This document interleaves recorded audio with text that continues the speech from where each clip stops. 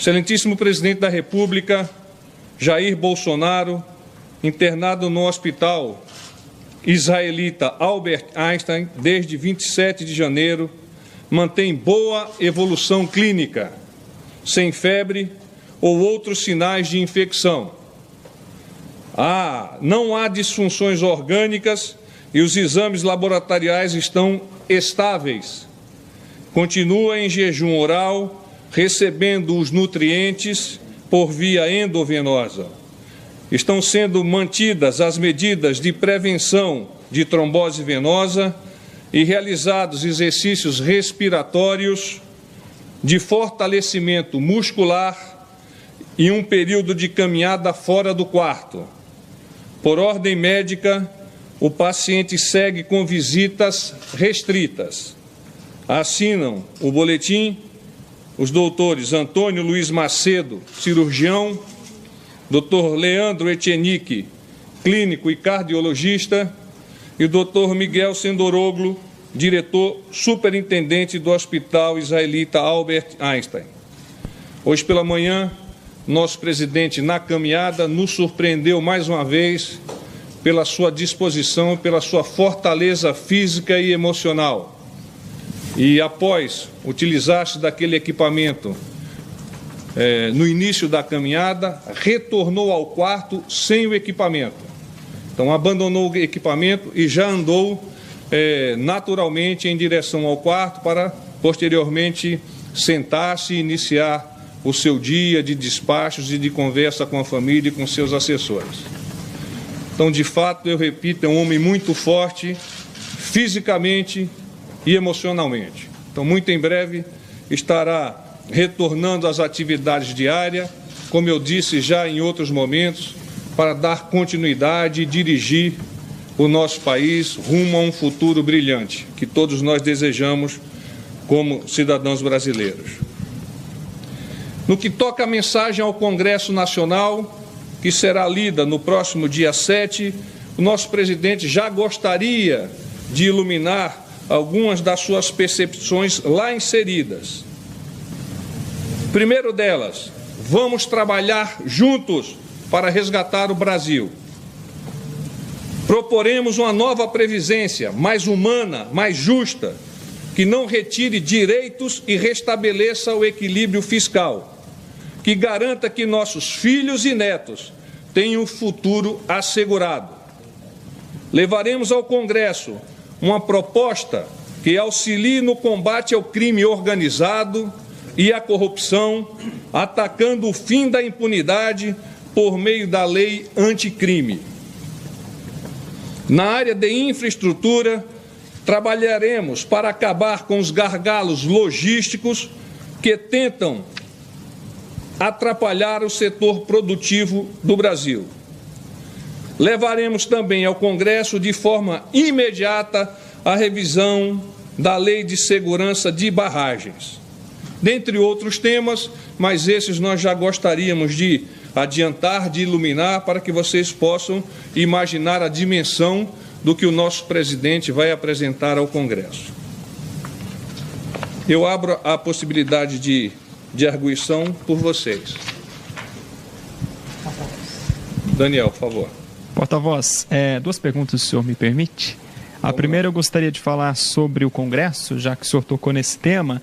Ontem, o secretário de Previdência falou que foi uma determinação do presidente incluir os militares na reforma da Previdência, mas não deixou claro se isso vai ser enviado no mesmo projeto, na mesma emenda, se vai ficar para uma segunda etapa, como o presidente já falou, se vai ser depois da votação de primeiro turno da PEC, como aí já foi aventado pelo segmento militar. Qual vai ser o formato da proposta de reforma da Previdência no tocante aos militares?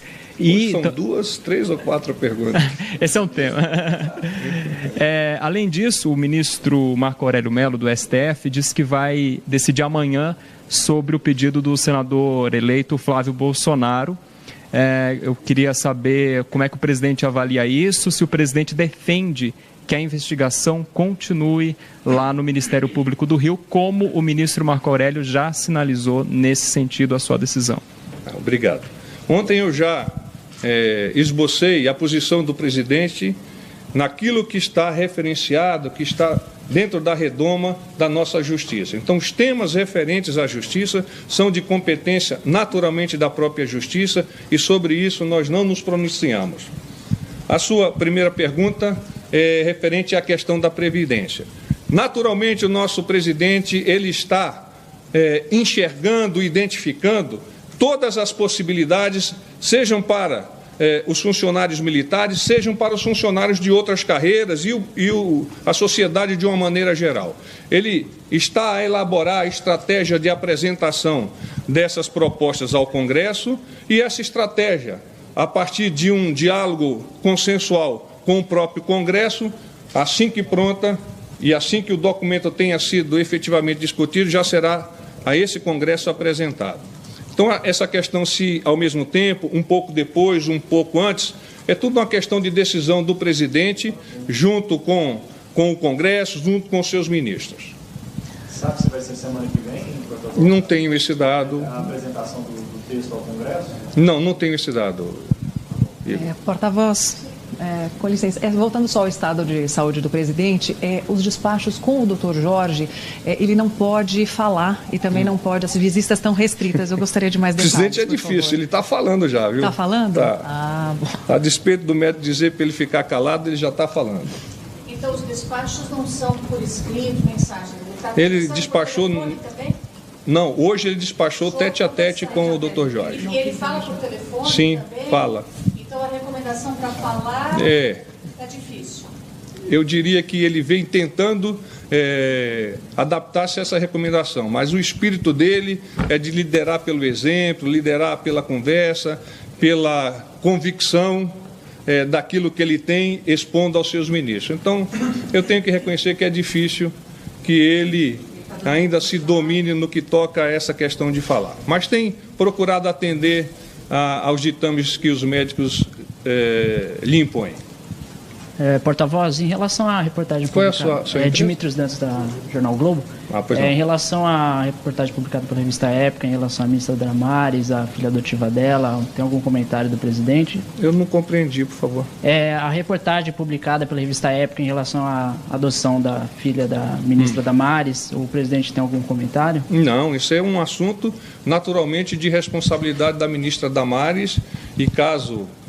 por parte da imprensa haja alguma dúvida, a ela deve ser direcionada a pergunta.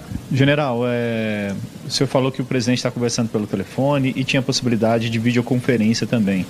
Além desse despacho presencial, ele conversou com algum ministro, ele fez alguma videoconferência, como que foi? Não fez videoconferência e, ao menos que eu saiba, também não conversou com ministros hoje.